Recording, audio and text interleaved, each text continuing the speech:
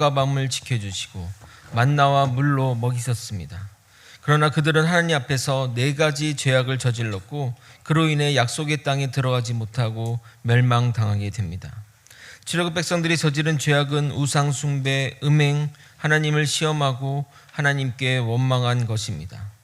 평행 이론처럼 이러한 죄악은 고린도 교회 성도들이 저지르고 있고 우리 또한 이러한 죄에 자유롭지 못합니다.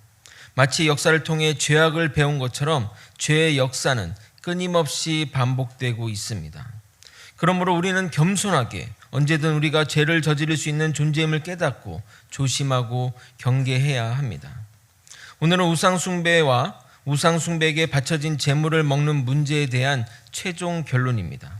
무려 3장에 걸쳐서 이 문제에 관해 이야기하는 이유는 이 문제가 고린도 교회 분열의 심각한 원인이기 때문입니다. 본문은 23절부터 마지막까지만 읽었지만 14절부터 강의하도록 하겠습니다. 우상이 무엇인지, 그리고 우상 숭배가 무엇인지, 그리고 우상에게 바쳐진 제물과 제사에 대해 자세히 다루도록 하겠습니다. 우리의 삶과 밀접한 관련이 있으니 잘 듣고 믿음으로 행동하시길 예수님의 이름으로 소망합니다. 우상은 기본적으로 인간이 자신을 위하여 만든 것입니다. 그래서 상상 속으로 만들어진 또는 생각으로 만들어진 허상입니다. 우리 청소년들이 좋아하는 그 우상인 가수나 연예인의 이미지 또한 만들어진 것입니다. 유명 문화평론가의 글입니다. BTS와 같은 보이그룹은 세상에 대해 반항적이고 반사회적인 이미지의 노래를 부르며 거칠고 반동적인 이미지를 보여주지만 실제는 누구보다 예의 바른 청소년 또는 청년들입니다. 실제 기획사에서도 그룹 멤버들에게 예의와 인성을 강조하여서 방송사에서 그들을 만나면 인사를 잘하고 행동을 조신하게 하는데 무대만 올라가면 거칠고 반항적인 노래를 한다는 것입니다. 마찬가지로 걸그룹은 개인적으로 보면 아직도 어리고 예의 바른 순수한 청소년인데 무대만 올라가면 섹시 이미지를 표출하거나 반항적인 표정을 지으며 노래한다는 것입니다. 그들은 기획사의 의도대로 또는 팬들의 바람대로 만들어진 우상입니다. 그리스 로마의 신들이나 힌두교의 다신들, 그리고 각 지역마다 존재하는 정령과 지역신과 다신들은 모두 인간의 상상력이 만들어낸 우상입니다. 그래서 그리스 로마의 신들이나 힌두교의 신의 이야기는 소설처럼, 그들의 어떤 이야기들을 보면 소설처럼 정말 스토리 라인이 탄탄합니다. 아마도 처음 이야기를 만든 사람은 후대 사람들이 이 이야기를 진짜로 믿으리라 생각하지 못했을 것입니다. 우리가 아는 많은 신화 같은 이야기가 상상 속의 이야기입니다. 만일 진짜 실제하는 신들이라면 진짜 그들은 다 어디로 있는 것일까요? 신화를 보면 그들이 인간사에 직접 관여를 하는데 모두 지금은 신전의 조각이나 또는 그림으로만 존재합니다. 과거에는 그렇게 활발하게 활동하다가 지금은 잠적하거나 또 쉬는 시간일까요? 그 신들이 실제한다면 도대체 그 많던 인도의 신만 해도 수억 명이 넘는데 그 많던 신들이 어디로 간 것일까요? 그런데 그 우상들이 전혀 실체가 없는 것은 아닙니다. 이 말을 잘 이해하셔야 됩니다. 세상에는 귀신이 있으며 우리가 모르는 영적인 존재들이 있습니다. 성경에도 그러한 귀신이 있다고 기록되어 있습니다. 군대 귀신들 같이 몰려다니는 귀신들 말입니다. 마가복음 5장 15절입니다. 예수께서 이르러 그 귀신 들렸던 자, 곧 군대 귀신이 집혔던 자가 옷을 입고 정신이 온전하여 앉은 것을 보고 두려워하더라. 이처럼 한 인격체 안에 여러 귀신이 들어갈 수도 있습니다. 우상의 실체가 있다는 말은 인간이 만든 그 우상 안에 귀신들이 역사하여 인간들을 착각하게 만드는 것을 말하는 겁니다. 한국은 과거부터 조상들에게 제사를 드렸습니다. 이 제사 문제가 기독교의 어떤 율법과 많이 충돌하였습니다. 왜냐하면 자신을 길러주고 사랑해준 조상에게 절하고 밥 한 끼 대접하는 것이 뭐가 잘못이냐며 제사 드리지 못하게 하는 기독교의 율법이 우리 정서와 맞지 않았기 때문입니다. 그런데 기일의 조상들이 온다는 것과 그 제사상을 차리면 그 조상이 와서 먹는다는 것은 도대체 누가 만든 것일까요? 죽은 조상이 와서 알려준 것일까요? 여기 계신 분 중에 조상이 와서 그 제사밥을 먹는 것을 증명하실 분 있으십니까? 이것 또한 우리가 아는 신화처럼 그럴 것이라고 상상해서 만든 것이고 세월이 지나 당연하다고 믿어버린 겁니다. 무속신앙에 따르면, 물론 무속신앙이 맞다는 전제하에서 말씀드린 겁니다. 죽은 영혼이 구천을 떠도는 것은 원한 있는 귀신, 즉 원기만 가능하고 다른 모든 영혼은 인간사에 내려올 수 없습니다. 그런데 죽은 날이 되면 옥황상제가 휴가증을 준다고 합니까? 집에 내려가 밥 먹고 오라고 임시 휴가증을, 출입증을 주는 것일까요? 그런 무속신앙은 없습니다. 뭔가 앞뒤가 맞아야 되는데, 그러니까 무속신앙에서 이렇게 얘기하면 뭔가 앞뒤가 맞아야 되는데 맞지가 않으니까 정말 믿을 수가 없는 겁니다. 제사나 이런 모든 것들이 인간이 만든 것입니다. 기원을 담아 조상에게 잘하면 복을 주겠지 하는 인간의 바람을 담아 만든 허상이고, 그것이 오랜 세월이 흘러 전통이 되었고 신앙이 된 것입니다. 그럼 우리가 하는 이 제사는 실체가 없느냐? 그건 또 아닙니다. 실체가 있습니다. 귀신을 불러오는 그 행위가 제사 방식 가운데 있기에 우리가 제사를 드리면 귀신에게 드리는 것이 되는 겁니다. 그 귀신, 그러나 그 귀신이 조상신이 아닌 절대적인 이유는 제사를 드리지 않으면 조상신이 해코지한다는 말에서 확인할 수 있습니다. 생전에 자식을 위해 모든 것을 헌신하던 부모님이 죽으면 어떻게 밥 한 끼 안 해줬다고 자식을 해코지할 수 있습니까? 서운할 수는 있지만 바쁜가 보다 하며 돌아가는 것이 부모 마음 아닙니까? 진짜 부모라면 말입니다. 절대 조상신이 아닌 악한 귀신이 뿐입니다. 그렇게 생전에 그렇게 잘하다가 자식을 위해서 그렇게 헌신하다가 죽으면 그렇게 옹졸하고 그런 신으로 변한다는 게 말이 되지 않는다는 겁니다. 유명한 무당이었다가 예수님 만나 목회자가 된 박애농 목사님이 TV에 나와 간증을 하였는데 그분의 말이 인상적입니다. 자신이 모신 신들, 그러니까 귀신들은 정말 나쁜 존재라고, 정말 생각하는 것이나 말이나 나쁜 말만 하고 인간이 못되기를 바라는 존재라고 말합니다. 귀신의 실체가 바로 그런 것입니다. 대순진리라는 종교를 보면 그들은 정기적으로 귀신들에게 제사를 드리는데 그들을 하는 말이 뭐냐면 귀신을 달래야 한다고, 귀신이 화가 나면 우리를 힘들게 하고 생활을 어렵게 한다고 말합니다. 신이 인간을 이롭게 하고 전능하신 신이 인간을 어려움을 해결해 줘야지 어떻게 인간이 신을 달래며 인간이 신을 봉양해야 합니까? 그게 신입니까?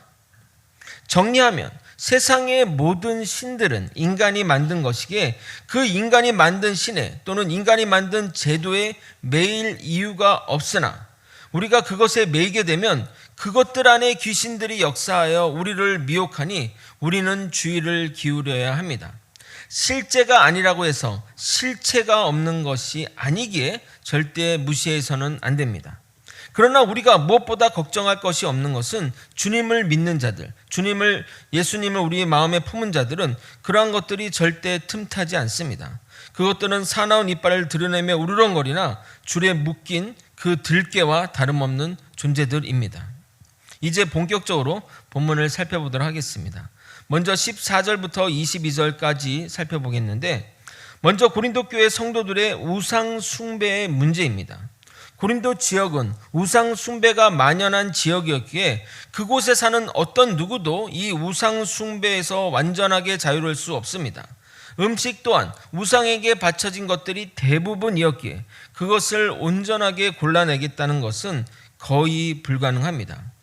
우상이 실제가 아니기에 우상에게 바쳐졌다고 해서 음식에 영향을 미치는 것이 아니기에 그런 재물을 먹는 것은 전혀 문제가 되지 않지만 그렇다고 우상 숭배를 해서는 안 되는 것입니다. 그래서 사도 바울은 결론적으로 우상 숭배를 피하라고 말하는 겁니다. 14절을 읽어드리도록 하겠습니다. 그런즉 내 사랑하는 자들아 우상 숭배하는 일을 피하라. 사도 바울은 먼저 결론을 말한 다음에 이어서 성만찬을 예로 들어 이방 신전 제사에 참여하여 우상 제물을 먹는 것이 우상 배후에 있는 귀신과 교제하는 것임을 증명합니다. 우리가 성찬을 통해 주님의 몸과 피를 상징하는 빵과 포도즙을 먹음으로써 주님과 하나가 되듯이 우리가 우상의 신전에서 우상의 제물을 먹는 것은 우상과 연합하는 것이라고 설명합니다. 16절부터 18절을 우리가 같이 한번 읽어보도록 하겠습니다. 함께 읽겠습니다. 시작. 우리가 축복하는 바 축복의 잔은 그리스도의 피에 참여함이 아니며 우리가 떼는 떡은 그리스도의 몸에 참여함이 아니냐. 떡이 하나요 많은 우리가 한 몸이니 이는 우리가 다 한 떡에 참여함이라. 육신을 따라 난 이스라엘을 보라. 제물을 먹는 자들이 제단에 참여하는 자들이 아니냐. 아마도 고린도 교회 교인들은 우상 신전에 드리는 몸으로 하는 제사에 직접 참여하지는 않았을 것입니다. 일부 성도 중 영육 이혼론에 따라 몸으로 드리는 제사가 문제될 것이 없다고 생각해서 하는 자들이 있을 수 있지만 그 정도라면 성도라 할 수 없을 것입니다. 그러나 이방 신전 제사를 구경하러 오는 자들은 꽤 있었을 것입니다. 지난 설교 때 고린도 지역의 신전 제사는 음란함의 끝판왕이었기에 그것을 구경하는 것은 문제되지 않는다고 생각하는 사람이 있었을 것입니다.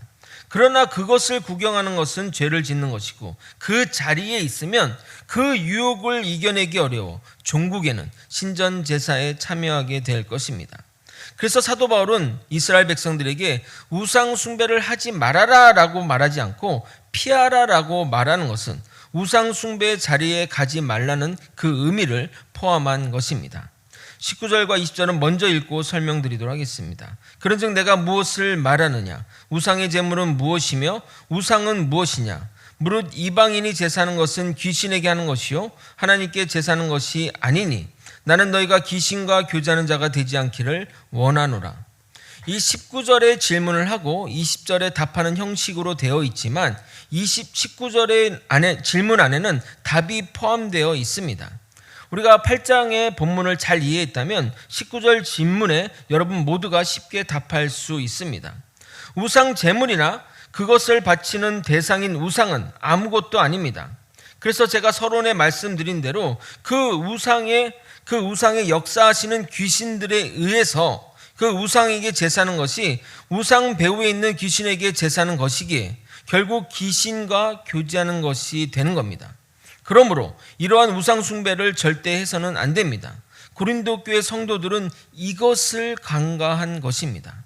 제가 여러분에게 강조하는 것이 하나님을 또는 예수님을 알아야 한다고 말씀드렸습니다. 모르고 짓는다고 해서 죄가 아닌 것이 아닙니다. 제가 교통법규가 이런 건지 몰랐어요. 저기 안에 가속 카메라가 여기 있는지 몰랐어요 한다고 벌금을 감면해 주거나 탕감해 주지 않습니다. 그러므로 우리는 이 주님에 대해서 잘 알아야 한다는 겁니다. 귀신과 교류하는 것은 하나님을 대적하는 귀신의 행동에 동조하는 것이기에 귀신과 같이 우리도 종국에는 멸망을 맞이하게 될 것입니다. 이러한 일로 주님을 노하게 할 것인가? 사도 바울은 다시 우리에게 묻고 있습니다. 22절입니다. 그러면 우리가 주를 노여워하시게 하겠느냐? 우리가 주보다 강한 자냐? 그러므로 우상과 우상 제물은 아무것도 아니나 이방 신전의 제사에 집 간접적으로 참여하여 그 우상 제물을 먹는 것은 귀신과 연합하고 교제하는 우상 숭배임을 우리는 절대 잊어서는 안 됩니다. 교회는 다양한 성도가 함께 신앙생활을 합니다. 오늘부터 1일 하시는 성도분도 계시고 부모 세대부터 계속 신앙생활을 해오셨던 분도 계시고 어떤 성도분들은 우리와 같은 사역자들보다 더 높은 헌신도를 보이시는 분도 계십니다. 그런데 사도 바울의 이 편지는 그런 모든 성도들을 아우르는 권면이 담겨 있습니다. 오늘 읽은 본문은 우상 숭배에 관한 실천적인 권면이자 우리가 이런 방향성을 가지고 이러한 마음을 가지고 행해야 함을 제시하고 있습니다. 그래서 사도 바울의 이 권면이 어떤 사람들에게는 부담스럽게 여겨질 분도 있고 또 당연하게 느껴질 분도 있으실 것입니다. 또 사도 바울이 제시하는 구체적인 권면이 우리 시대와 맞지 않을 수 있지만 그 권면의 그 정신, 그 내면에 흐르는 그 정신을 생각하며 우리 삶에 적용하면 좋을 것 같습니다. 우상에게 바쳐진 제물을 먹느냐 마느냐 하는 것은 같은 아디아포라의 문제는 성과 악의 문제는 아니지만 이 문제를 대하는 자들에 의해 선과 악의 대결로 발전할 수 있기에 사도 바울은 자세히 이렇게 설명하고 있습니다. 이런 일들이 종종 교회 안에서 일어납니다. 그런 문제를 해결하기 위해서는 반드시 권위자가 나서야 하고 성경 말씀에 근거하여 해결해야 합니다. 그리고 우리 성도들이 가져야 할 자세는 바로 이것입니다. 이것이 사도 바울이 우상에게 바쳐진 제물로 대표되는 아디아포라에 대한 자세입니다. 23절, 24절을 우리 함께 읽어보도록 하겠습니다. 함께 읽겠습니다. 시작. 모든 것이 가하나 모든 것이 유익한 것은 아니요 모든 것이 가하나 모든 것이 덕을 세우는 것은 아니니 누구든지 자기의 유익을 구하지 말고 남의 유익을 구하라. 성도는 모두의 유익을 위해 덕을 세우며 자신보다 남의 유익을 생각하며 행동해야 됩니다. 예를 들어 여러분이 전화가 오면 전화 받을 수 있고 그 전화 상대방과 통화할 수 있습니다. 대화할 수 있습니다. 그것을 막을 권한이 아무도 없습니다. 그런데 여러분이 여기서 지금 전화를 받고 상대방과 거침없이 통화하면 어떻게 될까요? 무익한 정도를 넘어 해악을 끼치며 덕을 세우지 못하는 행동이 되는 겁니다. 자기만 생각하면 가능한 일이지만 남의 유익을 생각하면 해서는 안 되는 행동입니다. 그리스도인의 자유도 마찬가지입니다. 복음을 받아들임으로써 율법의 족쇄로부터 우리는 자유로워졌습니다. 그러나 그러한 지식이 없는 자들, 그로 인해 믿음이 약한 자들, 사도 바울의 표현에 따르면 그들의 믿음이 약한 자들이라고 표현하는데 그들을 위해 나의 자유를 제한할 수 있어야 진정한 주님을 따르는 자가 되는 겁니다.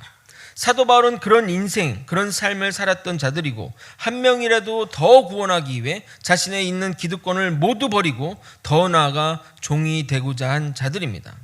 저와 같은 사역자들도 그러한 길로 나아가고 있습니다.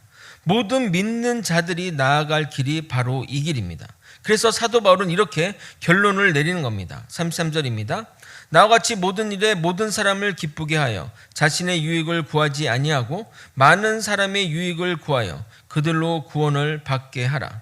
신앙인의 자세는 곤란한 문제를 피하거나 회피하는 소극적인 태도가 아니라 적극적으로 남의 유익을 구하는 자가 되어야 합니다.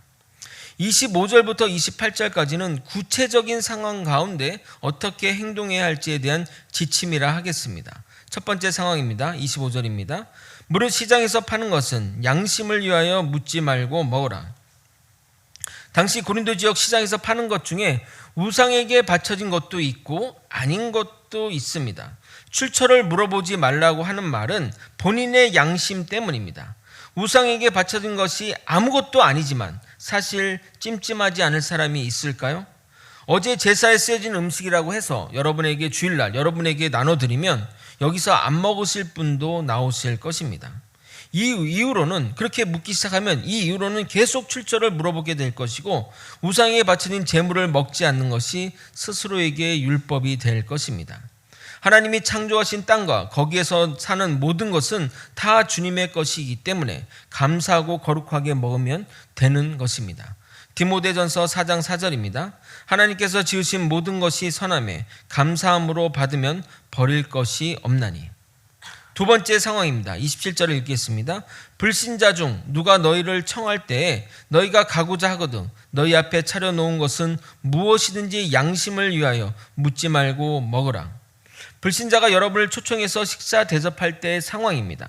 만약 그들의 집으로 가기로 했다면, 가지 않는다면 상관없지만 가기로 했다면 그들이 대접하는 음식에 대해 출처를 묻지 말고 맛있게 먹으라는 권면입니다. 묻고 먹는 것도 문제이나 묻고 안 먹는 것은 더 큰 문제입니다. 만약 그렇게 행동한다면 그 사람의 구원은 절대 불가능하게 될 것입니다. 그러니까 본인의 양심을 위해 또 그 사람의 양심을 위해 묻지 말고 먹는 것이 가장 현명한 선택입니다.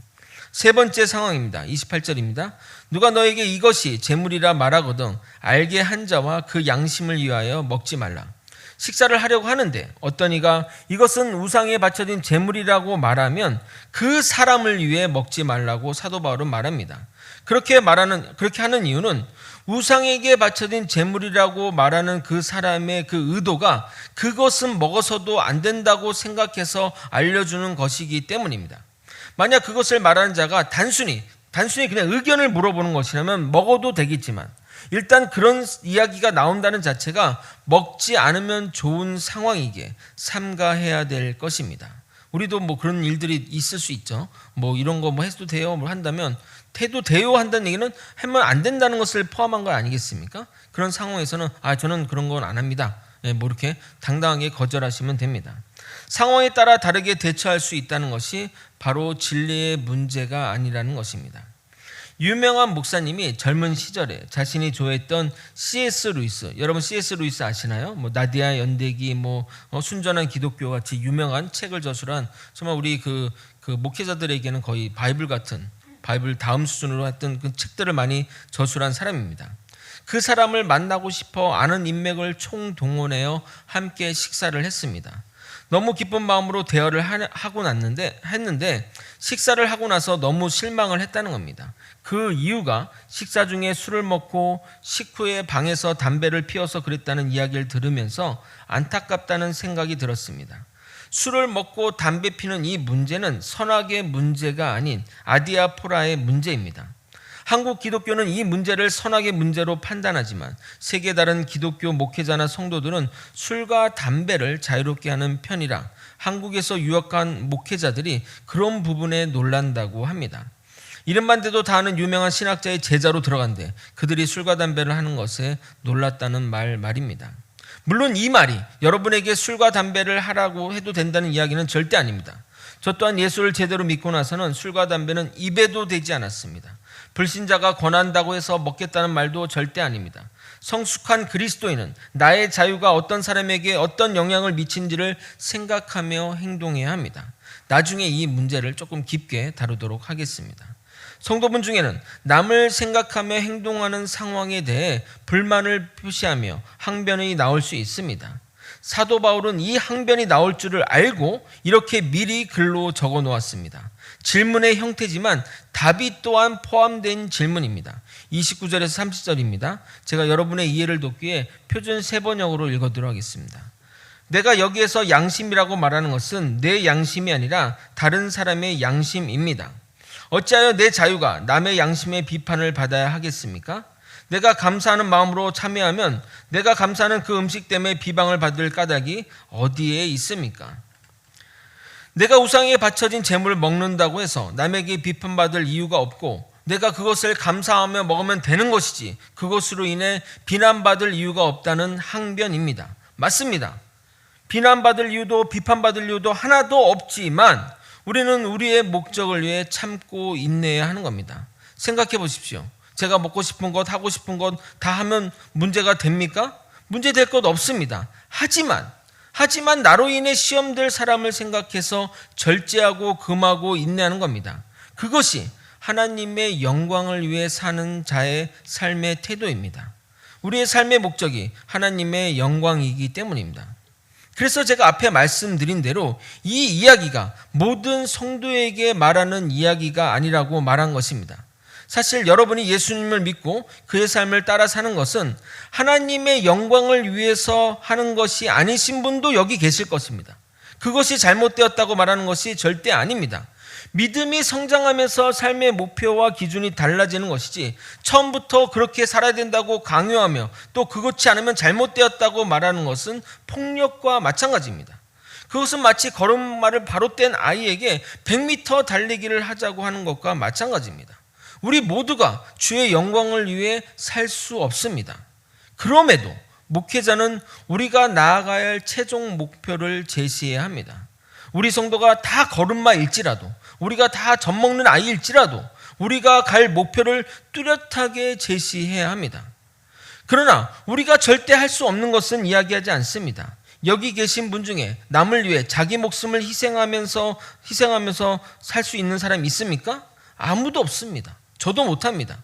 그러나 남을 위해 믿음에 따라 시간과 에너지와 물질을 희생할 수 있으실 것입니다. 그렇게 우리가 우리의 수준에 맞게 적용해 나가면 되는 겁니다.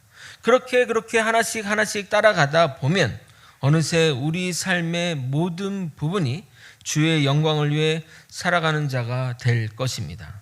아멘. 31절을 읽겠습니다. 함께 읽겠습니다. 시작.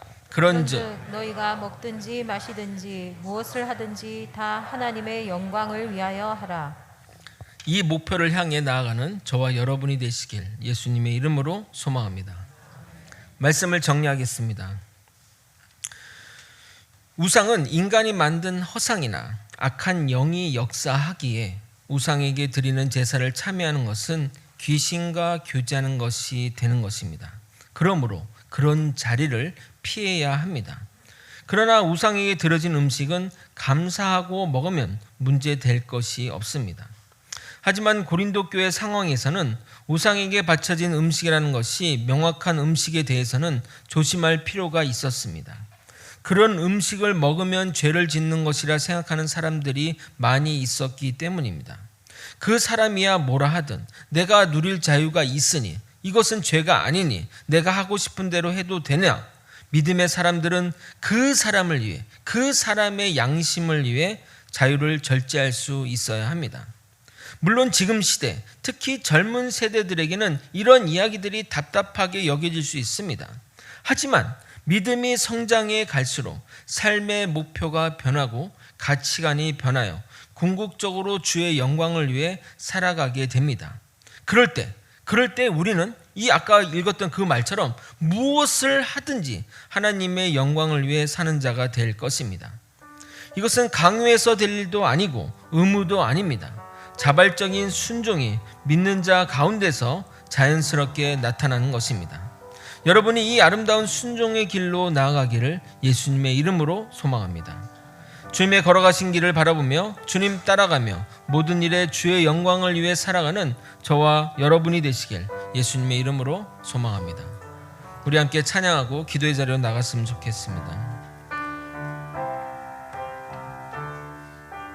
내 눈 주의 영광을 보내, 내 눈 주의 영광을 보내, 우리 가운데 계신 주님, 그 빛난 영광 온 하늘 덮고 그 찬송 온 땅 가득해. 내 눈 주의 영광을 보내, 찬송 가운데 서신 주님, 주님의 얼굴을 온 세상 향하네, 권능의 발을 드셨네,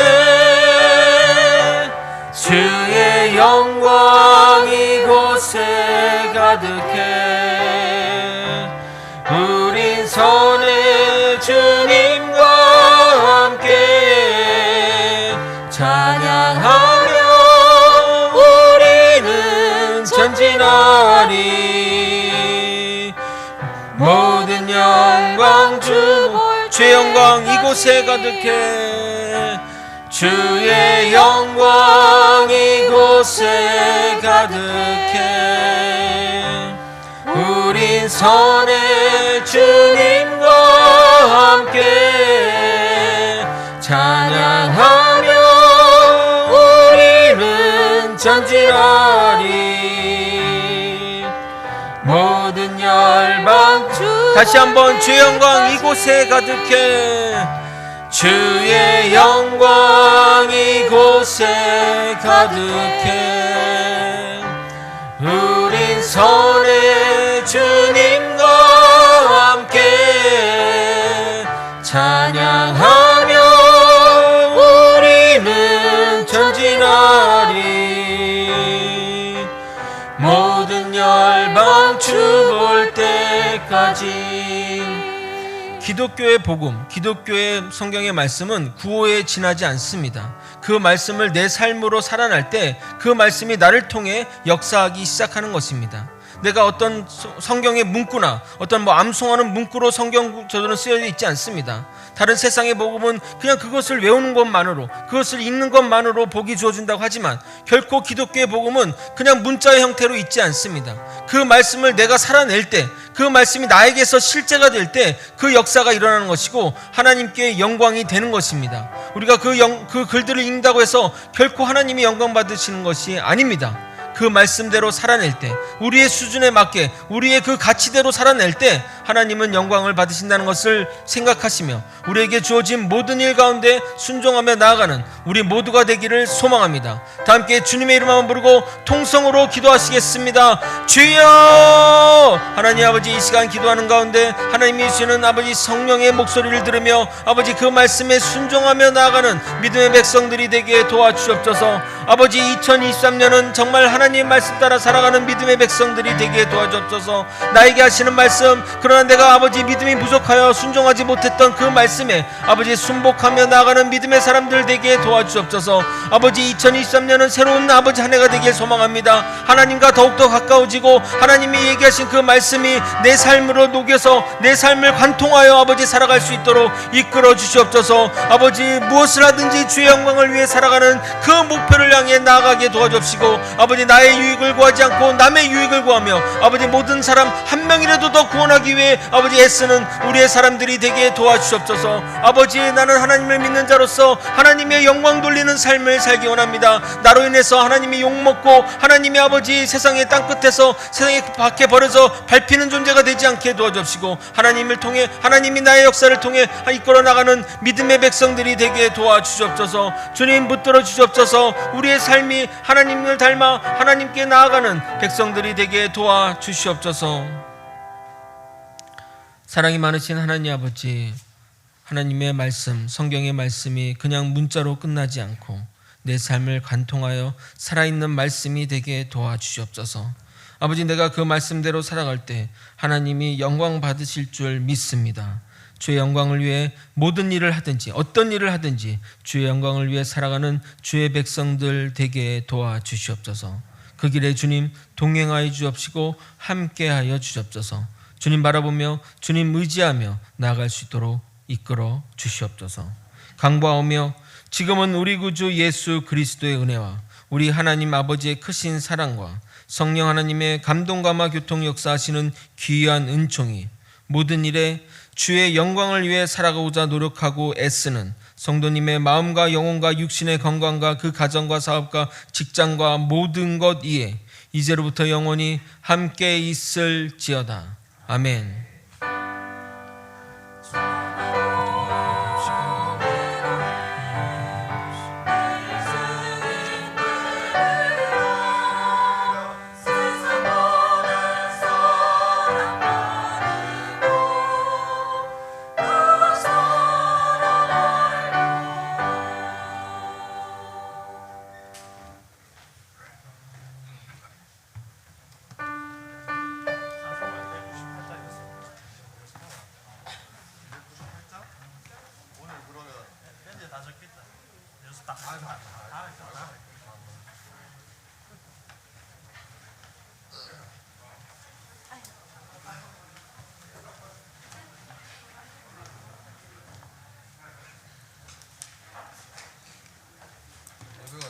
생각보다 빨리 끝났네.